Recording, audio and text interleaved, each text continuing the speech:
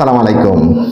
আজকের ভিডিওটা প্রবাসে যারা আছেন তারা বাংলাদেশে যখন টাকা পাঠান এটা কিভাবে পাঠাইলে আপনাদেরকে এনবিআর অথবা ভবিষ্যতে আপনি যদি জায়গা জমি কিনেন ওই ক্ষেত্রে কোনো সমস্যায় পড়বেন না, এই বিষয়ে একটা পরামর্শ।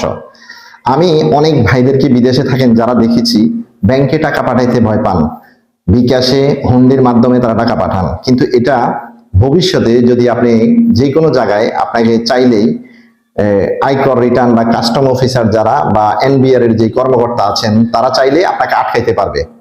আর এই আটকানো থেকে বাঁচার জন্য সবচেয়ে সহজ পদ্ধতি হচ্ছে আপনি যদি প্রবাসী রেমিটেন্স যোদ্ধা হন, আপনার অ্যাকাউন্টে মিনিমাম মান্থলি 30,000 বা 40,000 টাকা পাঠিয়ে দিবেন। বাকি টাকা আপনি যেভাবে পাঠান সেটা আলাদা বিষয়। আর না পারলে বছরে মিনিমাম 8 থেকে 9 মাসের ট্রানজাকশন চেষ্টা করবেন রাখার জন্য, সেটা 10,000 হোক 20,000 হোক, আপনাকে সেটা দেখাইতে হবে।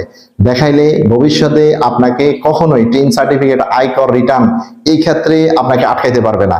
না হলে আপনি অনেক বড় বিপদে পড়বেন। আমি অনেকদেরকে দেখেছি, অনেক ভাইদেরকে দেখেছি বলেন যে আমি অ্যাকাউন্টে যে টাকা দিতে পারবো না, আমার সমস্যা, আমার আকামা নাই। কিন্তু আমি আপনাকে বলবো আপনাকে যে কোনো মূল্যেই হোক অ্যাকাউন্টের মাধ্যমে টাকা পাঠানোর জন্য চেষ্টা করবেন। আপনারা হয়তো অনেক সময় বলেন যে বেশি টাকা পাঠালে আরবের বা যারা বিদেশের মালিক যারা আছে তাদের নজরে পড়ে যাবে। আমি বলছি অন্য টাকাগুলো যেভাবেই পাঠান আপনি পাঠান, কিন্তু কিছু টাকা হলেও আপনি অ্যাকাউন্টের মাধ্যমে লেনদেন করবেন। আশা করি বুঝতে পারছেন। ভালো থাকবেন।